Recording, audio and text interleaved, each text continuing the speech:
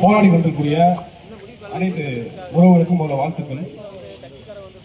இன்னைக்கு நம்மளாம் சமூகமா நிக்கிறோம் அப்படின்னு சில பேர் வந்து குற்றப்படுத்தி அவங்களை பிரிவினையாக காட்டி இந்த போராட்டத்தை ஒடுக்கக்கூடிய வேலை செய்யறாங்க. நான் ஒன்றும் இந்த சமூகம் கிடையாது, தேர்தல் கிடையாது, அதெல்லாம் கூட இருந்தான். நாம் தமிழர் கட்சி ஏற்கனவே போனாரு, நாடாளு, செட்டியார், பிரதமர் எல்லாம் சேர்ந்து இந்த போராட்டம் சாதியாக நிக்கல, தமிழ் பாதிக்கப்பட்டிருக்காங்க நிக்கிறோம். எப்படி பாதிக்கப்பட்டிருக்காங்க? ஒன்றுமே செய்யாத ஒரு அப்பாவிய ஒரு வந்து சரக்கு வச்சிருக்காங்க, பிளாக்ல சரக்கு ஓட்டிருக்காங்க. அதை வந்து கேட்டிருக்காரு விசாரிக்க, பிளாக்ல சரக்கு ஓட்டுறது கேட்டா பாப்புக்கு. அதுக்கு காவல்துறை விசாரிக்கிறாங்க கூட்டிட்டு இருக்காங்க. விசாரிக்க விசாரிக்க வச்சிருக்கீ அடிச்சு கொள்ளுவியா? காவல்துறைக்கு அந்த அதிகாரம் இருக்கா? கேட்ட கதை காவல்துறை மாதிரி கதை இருக்கு தமிழ்நாட்டில் யாருமே கிடையாது. 1000 பேர் இருப்பாங்க காவல்துறை. அவர் ஏறி குதிச்சாரு, ஸ்பைடர்மேன் அடுத்து ஒரு சீரிஸ் இருக்கான், காவல்துறை வச்சு பாலத்துல இருந்து குதிச்சாரு. ஏன் விசாரணை போறது ஏறி குதிக்கிறாரு? ஏன் சட்டத்தில் ஓட்டு இல்லையா? அவர் குற்றவாளியா இருந்தாலுமே சிறை தண்டனை போனது கூட வச்சு வச்சு பேர போட்டு வர்றாரா? அடிச்சு கொடுக்கறவங்க என்ன தகுதி இருக்கு? காலை ஒடிக்கிறது, கையை ஒடிக்கிறது, கேட்டா பாத்ரூம் வலிக்கிறது. ஏன் திமுக அமைச்சர் எந்த அமைச்சரும் வலிக்கிறது? செந்தில் பாலாஜி செயல்படுத்தப்பட்டாரு, செயல்படுத்துறாங்க. செந்தில் பாலாஜி சிபிஐ கைது பண்ண விசாரணை போடுவாங்க. அது வேற. செந்தில் பாலாஜி வந்து காவல்துறை கைது செஞ்சாலுமே கால் கையெல்லாம் முடியாது. திமுக இந்த நபர் வந்து கைது செய்யறதுல கால் கையெல்லாம் முடியாது. ஏன் இதே விருதுபாக்கத்துல கனிமொழி அவர்கள் பங்கெடுத்த ஒரு கூட்டத்துல பிரவீன் ஏகாம்பரம் வந்து 2 திமுக அங்க பாதுகாப்பு நின்ற பெண் காவல்துறை அதிகாரிகள் இடுப்ப முடிச்சுக்கிட்டான். அவங்க கைகால் முடிச்சுங்க. நீங்க நடவடிக்கை எடுத்தீங்களா? பஞ்சாயத்து பண்ணி அனுப்புறாங்க மாவட்ட செயலர், திமுக மாவட்ட செயலர். ஏன்னா பொறுக்கி கும்பலா சேர்ந்து நீங்க தமிழ்நாட்டு ஆண்டுக்கிட்டு 27 மரணங்குது. நம்ம 27 போராடணும், 28க்கு போராடணும், 30க்கு போராடணும் இல்லையா? இப்ப பேச முடியும்னா நாளைக்கு விசாரணை கூட்டி போய் அடிச்சு கொள்ளலாம். இது நடக்க கூடாதுக்காக இன்னைக்கு போராடணும், எடுத்து போராடணும், முன்னெடுத்து போராடணும். போராடிட்டே இருக்கணுமா? என்ன திமிரு காவல்துறைக்க காக்கி சட்டை பெரிய பருப்பானீங்க. என்ன ஆட்சி அதிகாரம் சரியா இருந்துச்சுன்னா எல்லாமே மாறும். இந்த காக்கி சட்டை போட்டனால பெரிய புடிங்கி நினைக்கிறாங்களே, அந்த எண்ணத்தை போல ஒழிக்கணும். சில பேர் உடனே பிரசவம் இருக்காங்க. அதனால ஏன் பிரசவம் பொன்னாடி கடையாடுச்சு கொள்ளுவியா?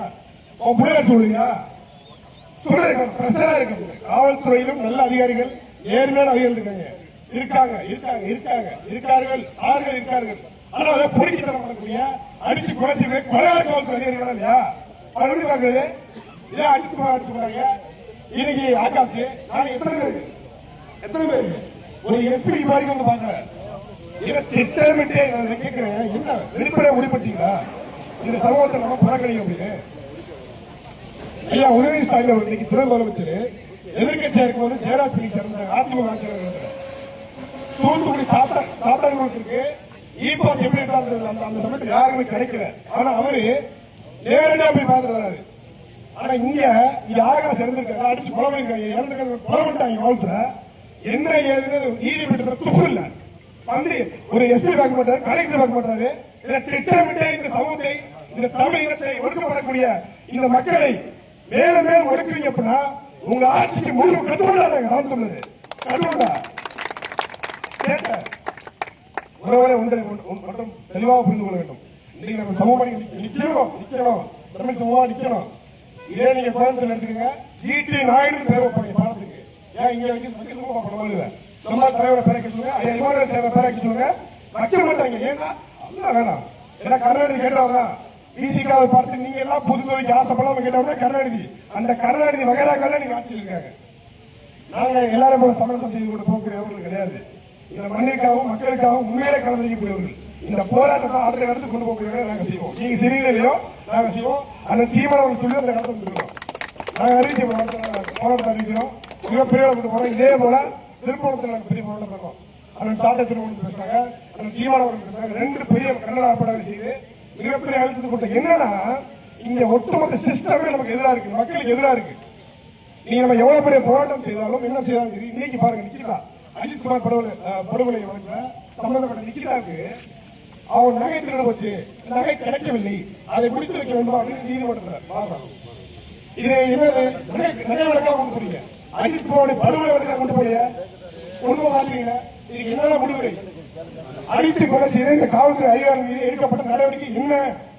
இதுவே நடக்காத போது என்ன செய்வீர்கள்? ஸ்டாலின் அறிக்கை பாருங்க. அக்கா தமிழக சட்டமன்ற உறுப்பினர் வெக்கம் மானம் எதுவுமே கிடையாது. திமுக தான் இருக்காது. கடை வெட்டி கட்டிட்டா மாதிரி இருக்காது. ஏன்னா உங்க ஆட்சி, உங்க காவல்துறை. நாங்க வந்து உங்கள்கிட்ட நிக்கிறோம், மக்கள்கிட்ட என்ன பிரச்சனை கேட்கிறோம்னா நாங்க கேட்கலாம். ஏன்னா நாங்க ஆளுங்கட்சி கிடையாது.